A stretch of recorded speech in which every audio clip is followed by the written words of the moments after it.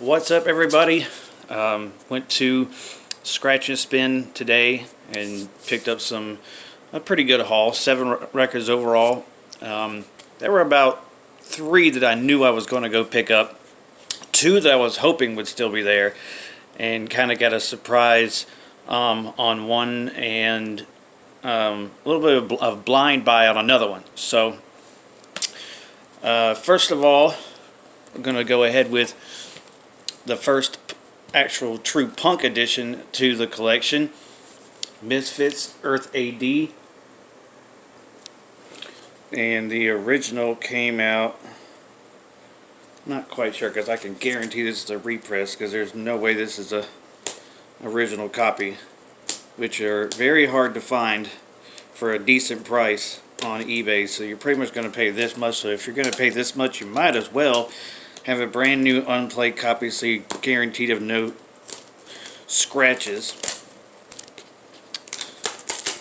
I think they only put out like maybe 3 full-length albums. Had a whole bunch of EPs.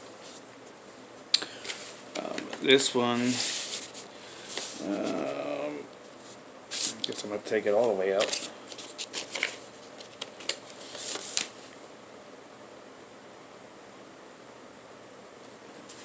It is so small to read.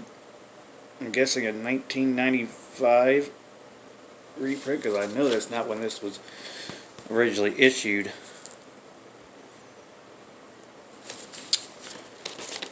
But so anyway, finally getting some Misfits in the collection. They've had that one and another one there for a while. I just ended up thinking some other stuff ended up being more of a priority than that one, so finally picked that up. Okay, on to the blind buy.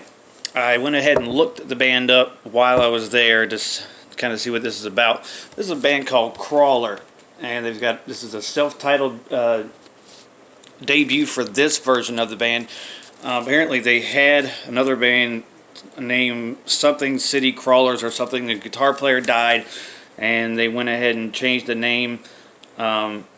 Apparently, according to Wikipedia, if you take any of their stuff for truth, Mick Taylor from Rolling Stones was approached to join the band. He did not want to replace a member that had died. And then Peter Green, who was of Fleetwood Mac fame, they asked him. He said he wasn't ready to come back to the music business. This is basically, from what I looked up, they said it was an English heavy rock band. So I like heavy rock, and I thought the album cover looked pretty cool. We'll just have to see whenever I play it. This next one I picked up because originally, last few times I've gone and seen it, I really haven't thought much of this record until Ron put it on his 5 underrated albums. So I went ahead and picked up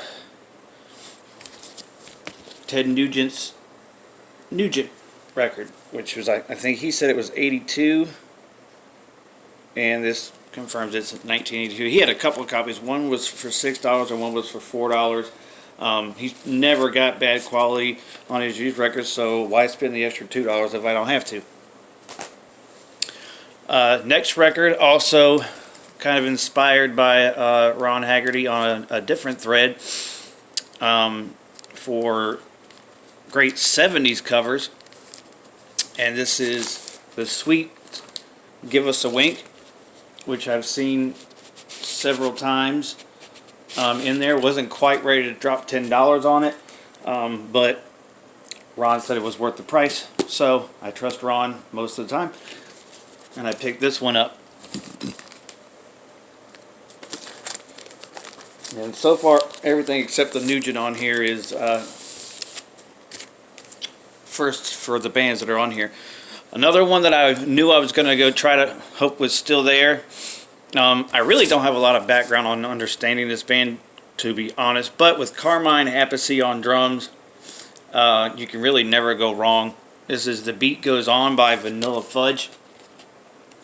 Pastor Rick had shown this, I think, in the VC United group. I'm not really sure, or he may have just been in a group message that he had this said it was kind of out there, not kind of like the rest of their stuff that came out. This was in I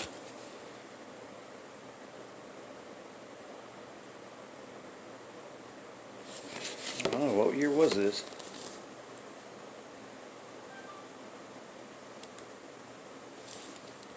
It's not saying on here. I wonder if it's on the back of the sleeve somewhere.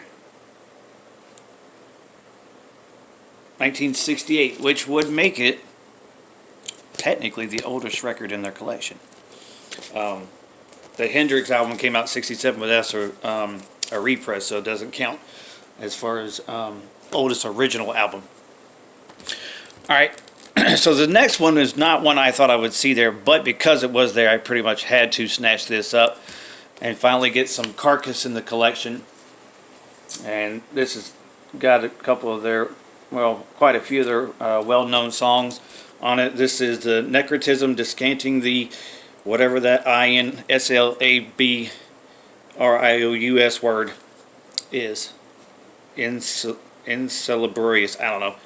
Who cares? It's Carcass. You really don't need to know how to pronounce the words. And I don't know. Obviously, this is probably going to be a repressing, so I don't really, not really sure what year this came out.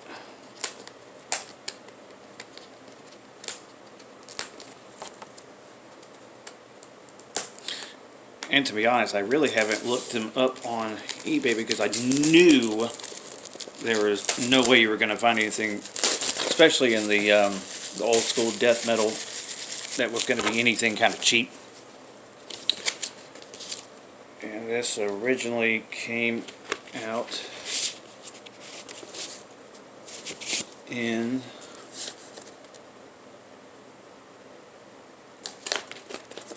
probably won't even say on here.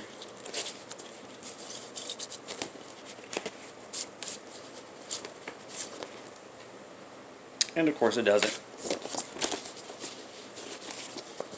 This I want to think is a late 80s, early 90s release that doesn't want to go back in its little nice little sleeve. Trying to be nice to it and not break it.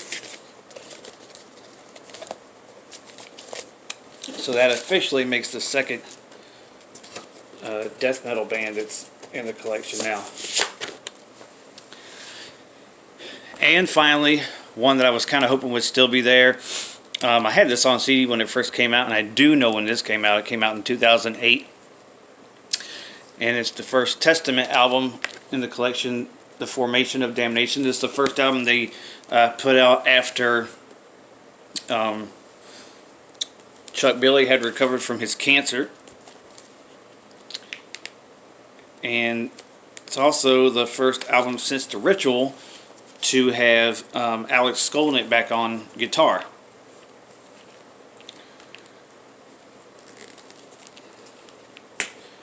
And I think this is also the first Nuclear Blast release that I have.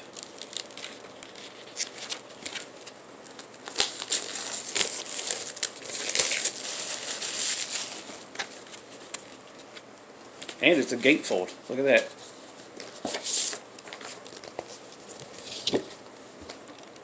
Pretty nifty looking.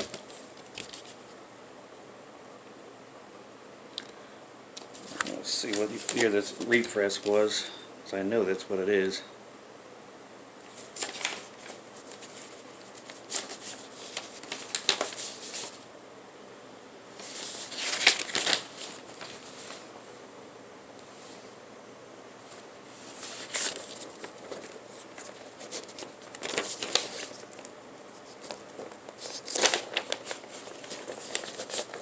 Saying on the record, another one that doesn't want to go quietly into its home. Apparently it was a limited vinyl as well, as it said down here at the bottom. Maybe they did put this out in 2008.